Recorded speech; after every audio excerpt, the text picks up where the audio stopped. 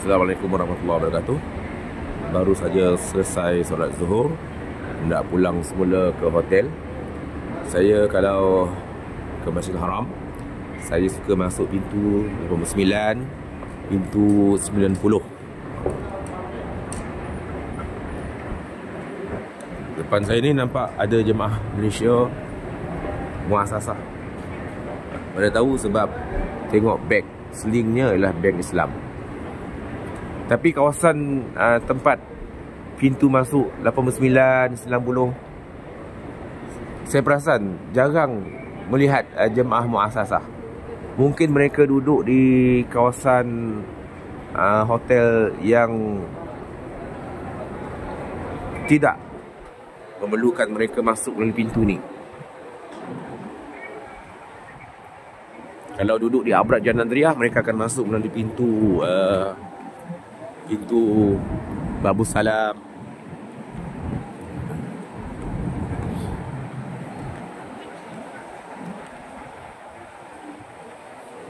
Cuaca agak menyengat tengah hari ini.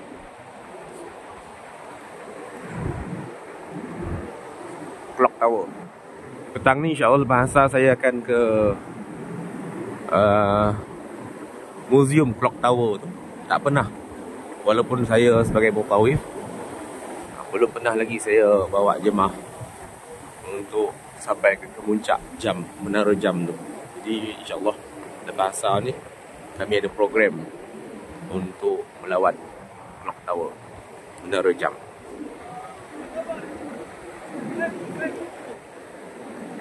Jarang saya nampak jemaah Malaysia Muassasah. Maka dengan sebab itu, bagi mereka jemaah PJH yang membayar mahal untuk penginapan yang dekat, bersyukurlah kepada Allah Subhanahu Wa Taala. Jangan lepaskan peluang untuk solat berhampiran, solat di Masjidil Haram.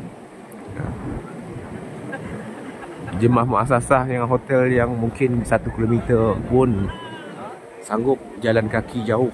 Ada yang naik teksi, ada yang lebih 1 kilometer. Naik teksi RM50. Bagi jemaah PJH yang hotelnya berhampiran, tak perlu naik teksi, hanya berjalan saja.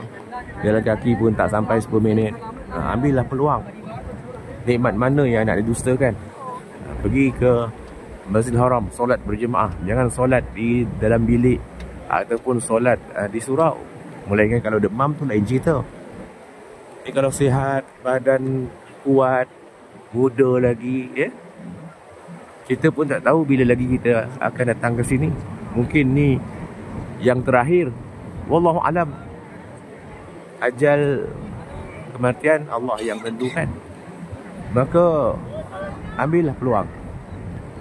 Hari-hari yang berbaki di tanah suci Mekah Al-Mukarramah untuk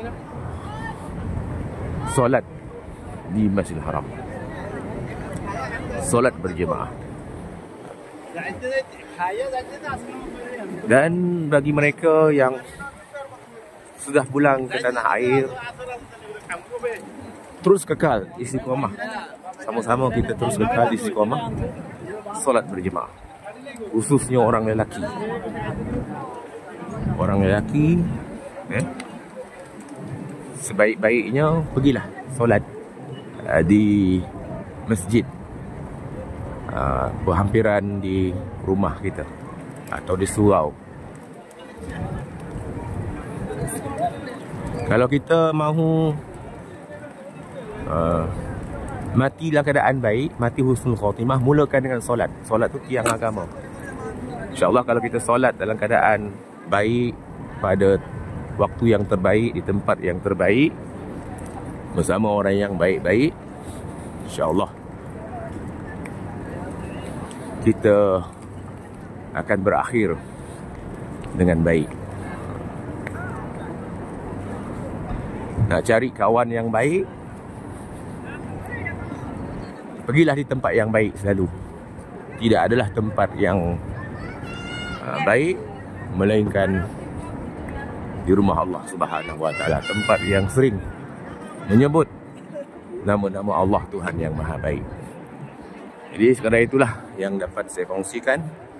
pada hari ini. Sekian, Assalamualaikum warahmatullahi wabarakatuh. Ambudi!